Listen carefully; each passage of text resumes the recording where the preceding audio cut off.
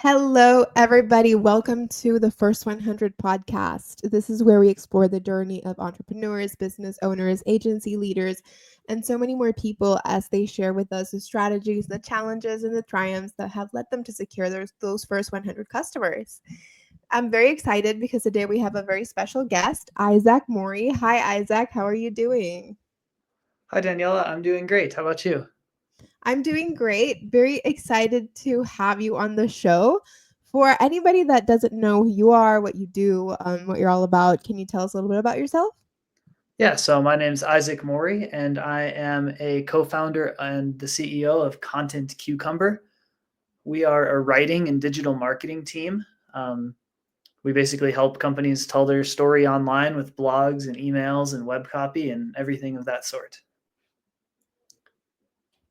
Very cool. Content Cucumber is actually a very similar format to Penji, except you guys do content writing whilst we do more creative services, right? Yep, that's exactly right. So we work on a subscription model most of the time where our clients are going to be paired up with us and have a dedicated writer who works with them on every single project. And they kind of build a relationship over time to where they can, become an extension of your team, and you can ask them to do whatever type of project you'd like. They work through a platform, so you're able to kind of manage your requests there. And yeah, the idea is basically adding a writer to your team with kind of lower cost, lower commitment level for companies that might not be at a place where they can hire a full-time writer, but they definitely need someone besides just the owner or the marketing manager scrambling to write all of their copy and blogs and everything like that. Yeah, it's very interesting. I think you guys also, what you offer, the service pairs very well with ours, which leads me to my first question is tell us a little bit about how Content Cucumber got started, those beginnings. It is called First 100, so I want to hear all about how everything began, how it started.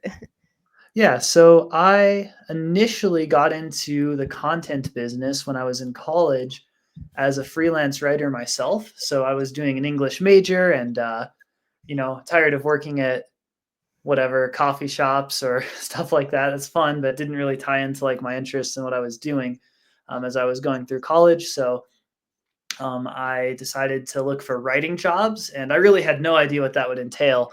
I reached out to everything from like script writing companies to pitching publishers, and then I finally got a response back from a marketing agency who wanted me to write articles about uh, recliners and for marketing agencies and just all kinds of e-commerce stores and things like that. So that was my introduction to the marketing world, and from there it just kind of grew. I worked with that agency. I got more clients of my own, and there came a certain point working as a freelance writer where I kind of felt like I was already running my own business.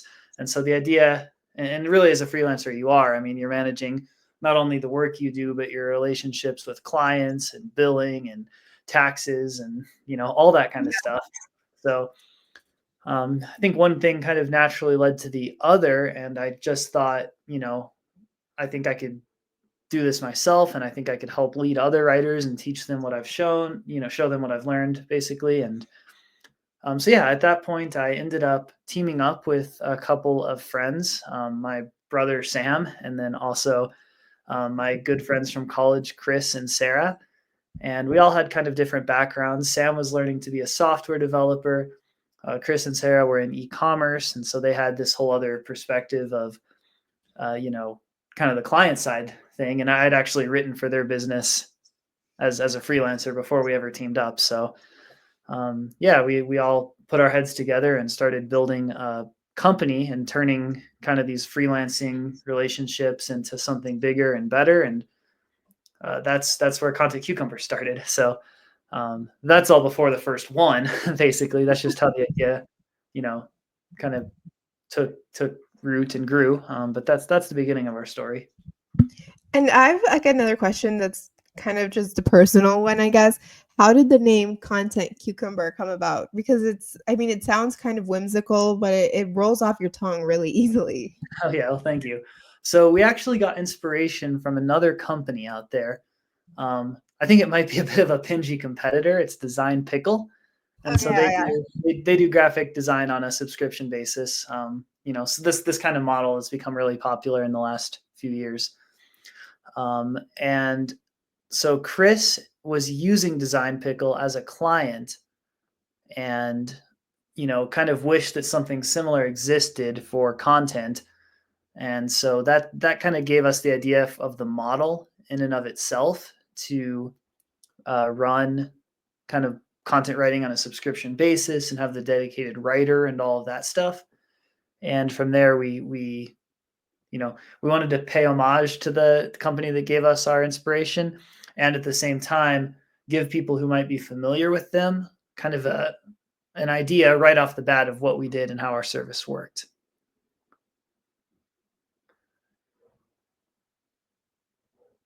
It looks like you dropped out, so I'm just gonna hang tight, and we can probably cut this segment once we get to editing.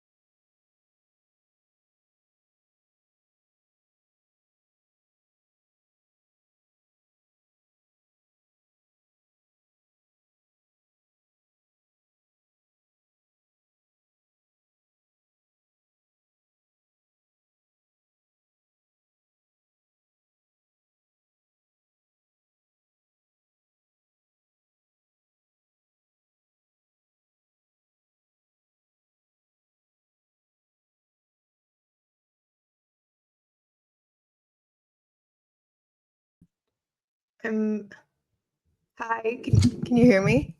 Yeah, hi. Sorry, my internet for some reason went away. Oh, you're all good. I was wondering if it was you or me, actually. No, it was me. I had to like scramble to fix it. I'm so sorry. No worries. I finished answering that last question after you dropped out because I thought it might still be recording me. But if you want, we could maybe back up to the last question just to be safe, or move Yeah, forward. let's just back up because I'm just probably gonna edit that and then just restart because I also don't know what I usually when that happens my screen or like the other person's freezes. Yeah. All Okay. right. So I'm just gonna ask you about the name and we can just do that. Cool. Okay.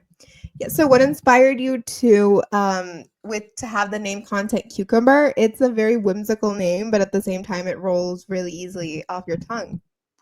Oh yeah, thank you. So we got inspiration from another company out there called Design Pickle, and what they do is they're kind of graphic design and images on a subscription basis. This whole model that you and I are both very well aware of, Yes. and yeah, my friend and my partner Chris was using Design Pickle as a customer, and he kept telling me as I was doing freelance, like, man, I really wish there was something like this for content. And so once we ended up teaming up and making a business, we wanted to kind of replicate that model and transpose it over to content. And we thought that, something in the like pickle sphere of names would be both a fun and nice way to pay homage to them as our inspiration, and also a way to kind of cue in potential customers who might have used Design Pickle in the past to what Content Cucumber does, or like give them kind of like an initial understanding of how our model worked and everything. So, combination of those two things, we just were looking for something that was, similar but still unique, and we thought Content Cucumber had a nice ring to it. It does. I like can't forget the name because it's just like it clicks in my head so easily. I think the cucumber Yeah. just added to it. Then I have like another question for you actually, which I have all for all of my guests. How did lead generation work for you at the beginning? I mean, I think now Content Cucumber is at a stage where obviously you've grown a lot, and I'm assuming that potential customers, clients, leads come in a lot easier. But towards the beginning, I'm wondering how you guys actually got your name out there, how you started to legitimize and get people to sign up for the service and trust you, especially when, I think when a company's starting and there's not that much like rapport to fall back on, like I think that's a huge problem for most people, or I wouldn't say problem, but like a hurdle Yeah. of, you have nobody that can reference or like sort of say like, oh yeah, I use them, they're really great. That happens a long time, so how did that beginning stage of finding clients and lead generation and all of this happen? Yeah, absolutely. That was one of the toughest stages of the company, I think. At the beginning, we were just joining groups for entrepreneurs. So there was this online group at the time called 10X, that was just a space for people who are starting businesses to talk and network with each other and share ideas. And we ended up, you're not supposed to be overly promotional or anything. So you talk about ideas and you can share what you do, and maybe that helps people get interested. So that's how the first couple of clients.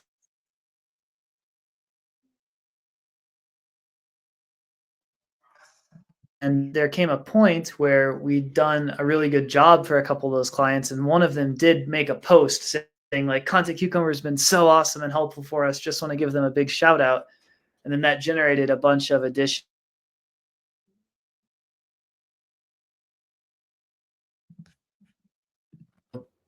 Finding specific places that were kind of toned to our niche was very important for the first few clients. Very interesting. Yeah. I think like I always talk to people and they always say like that's probably one of the hardest parts is just finding people, right? To like Yeah, get your name out absolutely. there. And then I also have the question of, okay, you got clients, you started to get your name out there. How did you go about actually scaling once you were getting a steady stream of people coming towards you? Yeah, great question. And that's definitely the second hurdle we faced because, as I mentioned, I started out as a writer. And so for the first maybe 8 clients we got, I was just doing the writing, uh, directly for the clients. So I'd be doing sales and, business development and administration by day. And then, like, in the evening, Right. I'd be scrambling to write all of these articles. And there came a point where that got to be pretty unsustainable, obviously. Yet at the same time, it was like, I've it's really hard to get these clients, and, you know, is some random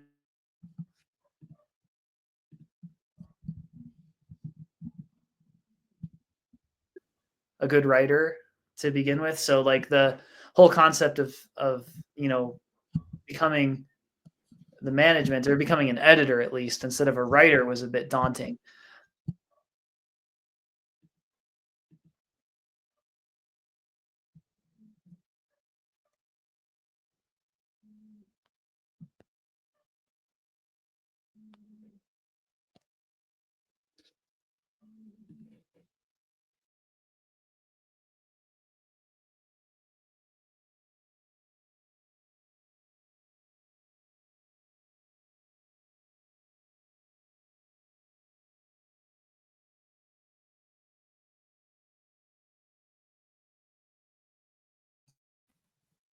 Hello.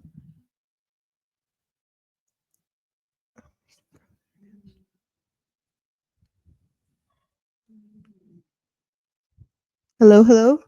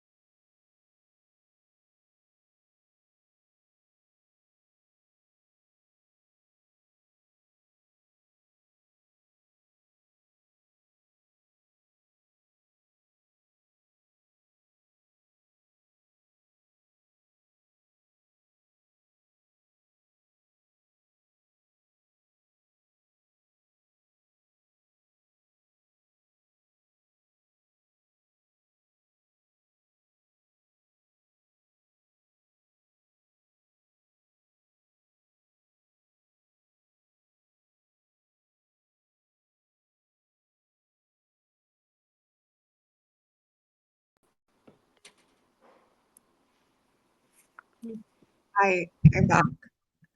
This time it was definitely me. It was I you? yeah, this one was me. It was different because it said network connection lost this time.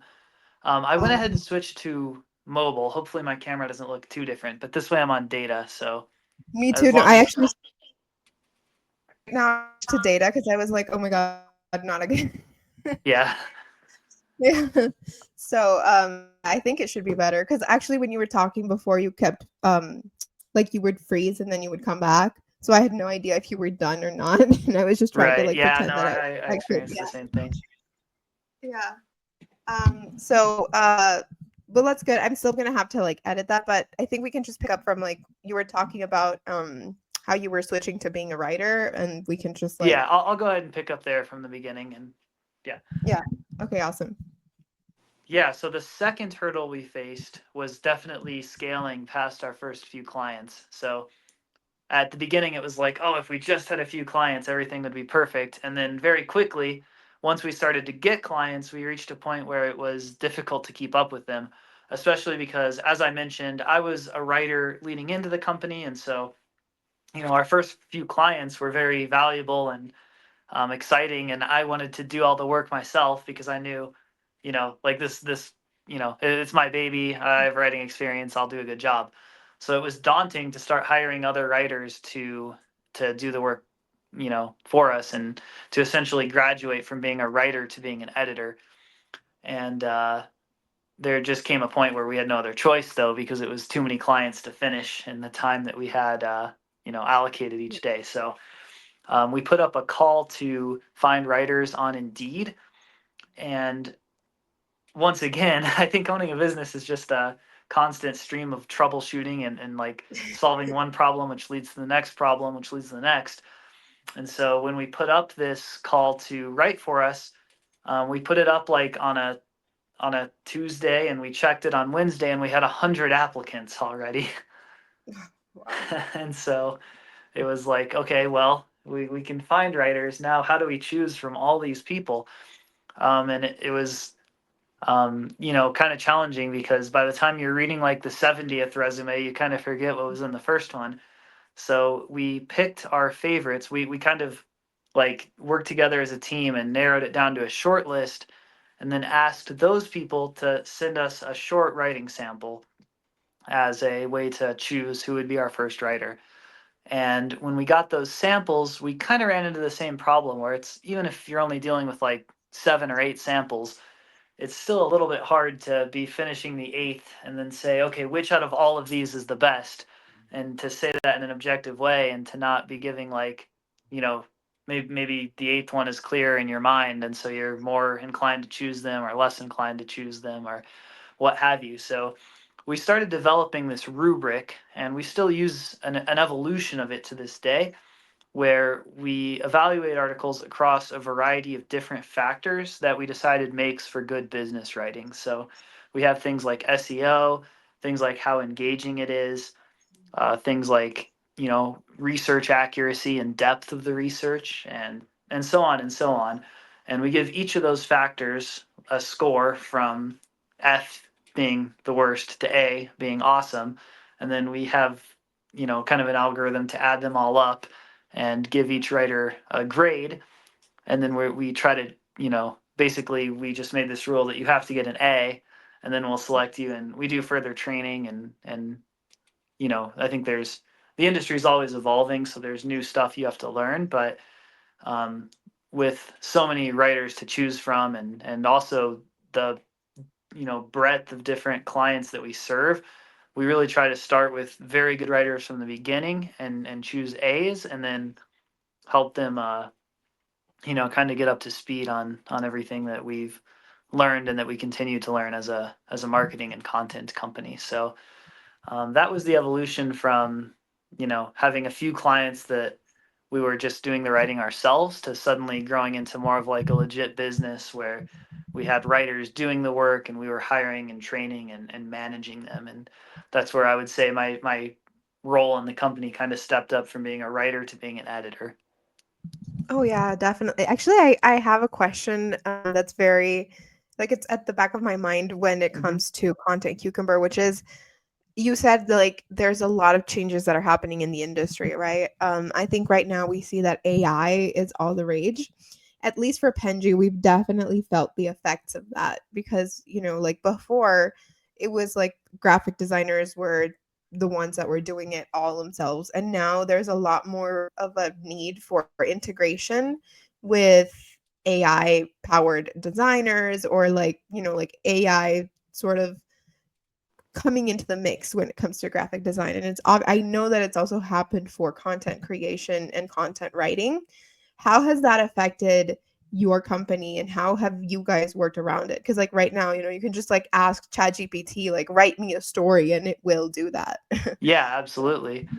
So it has been a new era for our business, and at the beginning, it definitely was a major challenge because we had clients being like, "Oh, we'll do this ourselves with ChatGPT," and stepping away to pursue that. So what we had to learn very quickly was how does a content company stay relevant once something like ChatGPT exists? And the answer that we found is to kind of move to a higher level in terms of what we're offering, so that instead of selling writing, we're selling the results that the writing can bring. So that means extra training and focus and research into SEO and how we can, create content that really drives results for clients. Same thing with like conversion oriented copy on websites or emails. Really just, yeah, like focusing on how we can create results for clients. And then in our messaging, also selling that concept of results, because you can get an article on ChatGPT, but can you create a comprehensive strat? Well, you can ask it for a strategy, but can you get a well-researched SEO optimized strategy that you know encompasses 20 different articles and they're all well written and have oversight and they're all different from each other. They cover different topics in a thorough way. They're really accurate and good, and they all work together to drive more traffic to your website. You can try, but that's definitely a lot harder to do with ChatGPT on your own, than just getting one article about you know your e-commerce product or something. So yeah, I mean, I think at the end of the day, it comes down to more focus on strategy, more focus on management, and more focus on driving results. I know, and it definitely, I think whenever people ask about Penji with AI, I always tell them, like it doesn't, whilst AI can be helpful, it still doesn't replace a human doing it because there are Hmm. certain things that, at least at this stage, AI bots are still too generic about or too Right. broad, right? You can ask for it to do something and it'll whip something up, but it might not be what you need precisely. And it's really hard sometimes because you can feel the robot behind it. Definitely. And with certain clients in particular, like maybe they're a software business. Well, that software, the new program that they've just released, there isn't any information on the web for ChatGPT to scrape about it. And the same goes even for like, consumer products. If you're selling something new and innovative on, Shopify or BigCommerce or something, um, you know, you need to write about that product in a unique way, and it's not just, rehashed from everything that came before it. So that's definitely another area where there's like still a big need for human writers. And then um, last but not least, I'd say also like the um, you someone needs to be putting the prompts in and overseeing the results and tweaking it to really get a good article and so on and so forth. So that's another a human job. And then the last point that I was going to make is that the future of these AI bots is going to continue to be scraped off of the content that's on the web. And so if you can put new, unique content that isn't just AI generated rehash of other content that was already on the web, then you're basically creating and wielding influence over how the AI, like the Gen AI, will be working in the future. So, in addition to SEO, I think a forward thinking concept that business owners and marketers should be thinking about is what you might call AIO, like optimizing for the AI and making sure that there's lots of information and unique new information about your products or your services on the web so that things like ChatGPT in the future will be building their knowledge base off of your company You. and the information that Yeah. you put on the web. Yeah, definitely. I agree. I mean, I think it's like AI is great, but it can't fix all of your problems. And I mean, even if I have AI write something for me, I still have to go in and reread because it might not get exactly what I need. Right. Yeah, absolutely. And sometimes like I've asked ChatGPT to write emails for me sometimes when I don't know how to respond to an email and I'm just kind of stumped. And it'll write really extra emails. And I'm just like, I'm not going to send something so extense, right? Yeah, Like I think definitely. it still needs tweaking. Like even if it'll do like 60% of the work, there's still 40% that I still have to put in there because I'm like, Yeah, okay, I got definitely. like you get like a, a draft and then you have to rework that draft. Yeah, it can help you get over like the blank screen, writer's block Yeah. kind of stuff. And something that we have trained our writers on is using it to make outlines or using it to like you can put in an article that you've already written and say like what am I overlooking here, what other sections should I add. And I think there's definitely all kinds of real legitimate uses for it that do enhance and improve your content. But it's one thing, I think, you can almost compare it to Google. Like it's one thing to Google an article and copy and paste it, and it's another thing to, use the internet as a research tool. And in the same way that like we don't make our writers go to the library and do all the research at the library, I think it's also like a zero AI policy, I think is just kind of leaving some cool tools and useful Yeah. things on the table.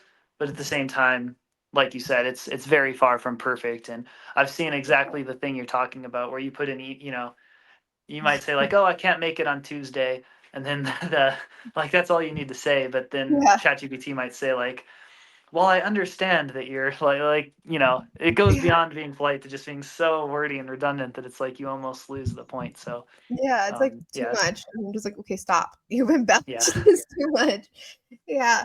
I do agree with like the editing thing with AI has actually been really helpful. I do some creative writing just like for fun, for hmm, myself. I never really post it or do anything with it, but I have put it on ChatGPT and said like, "Okay, can you read this and tell me if it's good? Do you think the pacing is okay? What do you think about this one thing? Should I rework it?" And it does give you some pretty cool feedback. I think in yeah, that it helps a absolutely, little bit more. Yeah. Well, definitely. Isaac, it's been been really great having you. It's been great talking to you. Before I let you go, I do have some questions for you. It's a game. I'm gonna put a 1 minute timer and I'm gonna see how many questions we can go through. There's 20 questions and they're Okay. not about marketing, they're not about work, they're just random questions. Okay. But we'll see how many we can go through. The most someone has been able to do is 10 questions. So most Okay. people I'm get ready. kind of stuck in some of them. So just rapid fire, tell me the first thing that comes to mind. Okay. Okay, awesome. Okay, coffee or tea? Coffee. Early bird or night owl? Both. Favorite social media platform? Reddit. Go to karaoke song? Oh, have you ever seen the rain? No.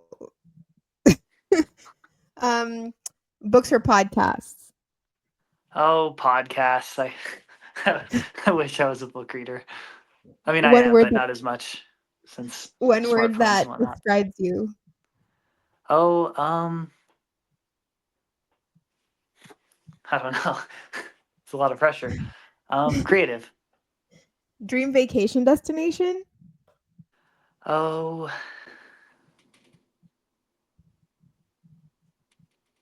I don't know. Brazil. Most used app on your phone? ChatGPT. Favorite emoji? Oh, Um, you can answer that one. The timer's over. uh, the smiling with the tear because it's very Oh. confusing. We got through 8 questions, not bad. I'm so stupid because when you said, "Have you seen The Rain?" I thought you asked me if I had seen that movie, and then I was like, "No," and then I realized that that was the name of the song. Yeah. It sounded so bad. Thank you so much. We got through 8, not bad. I think, Yeah, not like, bad at all. yeah, it's most people don't know what to say when they ask them about their karaoke song. That's usually where everyone kinda gets stuck. That is a tough one because I don't do a lot of, I've maybe done karaoke once in my life, but one of my hobbies is actually that I'm a street performer in Chicago. So Oh. I play the guitar and sing, and I like to play after big concerts because it's when you have a large crowd that are like music fans. And that one Yeah. just always gets a lot of people singing along and is fun. So, yeah, that it did take me a minute to get there, but I was like, okay, well, that's the closest thing to karaoke that I do on like That's a great, somewhat regular though. basis. I've had people who are like, "I don't know. I don't do karaoke." So I Yeah. think you did great. Thank you so much for doing this, Isaac. It's been great. Before I let you go, I do want to give you a minute to plug anything that you want to plug right now.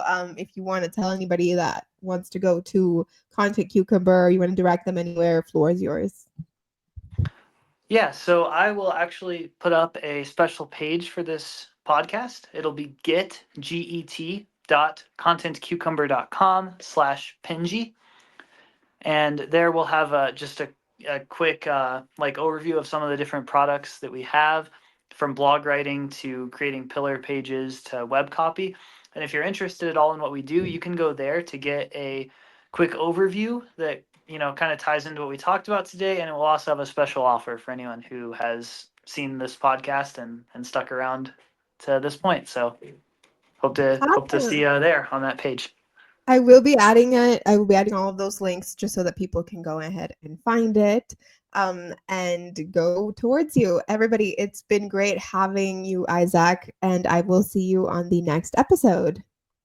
Awesome. I'll be tuned. Thanks. Bye. Bye.